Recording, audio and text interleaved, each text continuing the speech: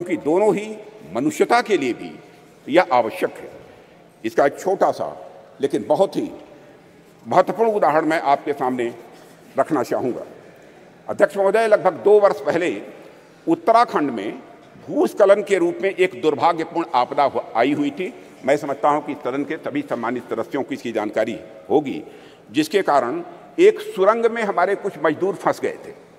अब इससे निपटने के लिए यहाँ पर विज्ञान की भूमिका सामने आएगी। हमने सेंसर आदि के माध्यम से ये पता लगाया कि मजदूर सुरंग में कहाँ फंसे हुए हैं। उसके बाद हमने हेलीकॉप्टर से उन लोगों को वहाँ से निकालने में भी कामयाबी हासिल की। लेकिन अध्यक्ष महोदय, जैसे ही सुरंग से पहले मजदूर को बाहर निकाला गया, अन्यथा कोई न ले, जैसे ही मजदूर को सुरंग से बाहर निकाला गया, बाहर निकलते ही इसने दोनों हाथ ऊपर करके बड़ी तेजी के साथ जय घोष किया, बद्री विशाल की जय।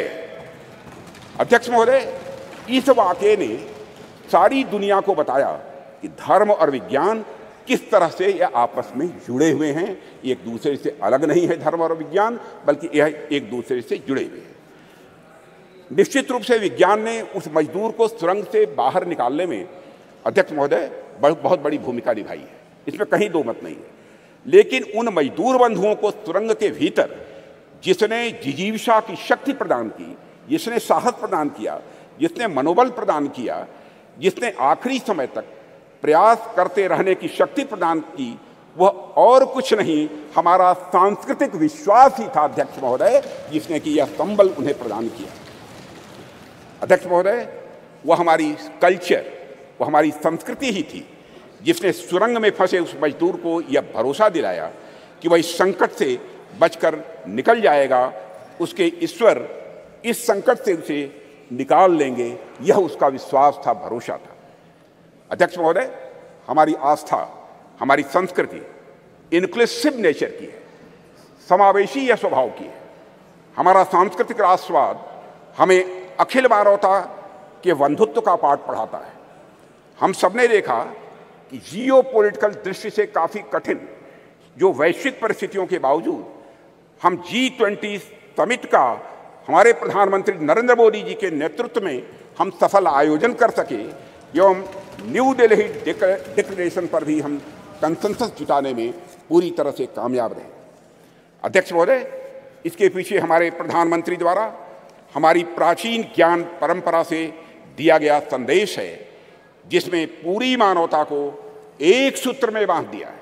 प्रधानमंत्री जी ने ही कहा था, one world, one family, one future.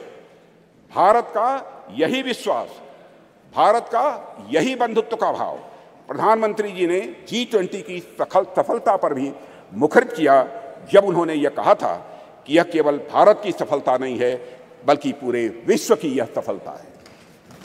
अध्यक्ष महोदय, विज्ञान तो वैल्यू न्यूट्रल होता है। ये वैल्यू न्यूट्रल क्या है, मैं आगे इसको विस्तार में बताने की कोशिश करूंगा। चंद्रयान जैसे अंतरिक्ष यान हो, या परमाणु के भीतर छिपी शक्ति हो, या फिर DNA एडिटिंग की टेक्नोलॉजी हो, विज्ञान हमेशा यह मूल्य निरपेक्ष होता है, यानी वैल्यू न्यूट्रल होता है। विज्ञान हमें परमाणु शक्ति का ज्ञान दे सकता है अध्यक्ष महोदय, लेकिन वह संस्कृति ही है, वह कल्चर ही है जो हमें मार्ग दिखलाएगी उस परमाणु शक्ति का उपयोग हम ऊर्जा के रूप में स्वयं के विकास में करते हैं, या फिर हथियार के रूप में अन्य का विनाश करने में हम करते हैं। कहते हैं, with great power comes great responsibility.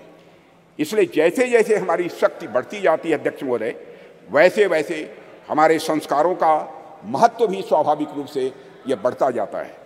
प्रारंभ में मानव के पास बहुत सारे विकसित हथियार नहीं थे, ऐसे में यदि उससे कुछ नुकसान भी होता था। जानते हैं कि इस नए संसद भवन की शुरुआत गणेश उत्सव के दिन से प्रारंभ हुई और कल लोकसभा में निर्विघ्न ये महिला संशोधन बिल, नारी शक्ति वंदन बिल निर्विघ्न पास हुआ। और मुझे आशा ही नहीं, विश्वास है कि आज यहाँ भी ये किसी भी बाधा के बगैर, किसी भी विघ्न के बगैर सर्वसम्मति से 128th constitutional amendment bill pass होगा।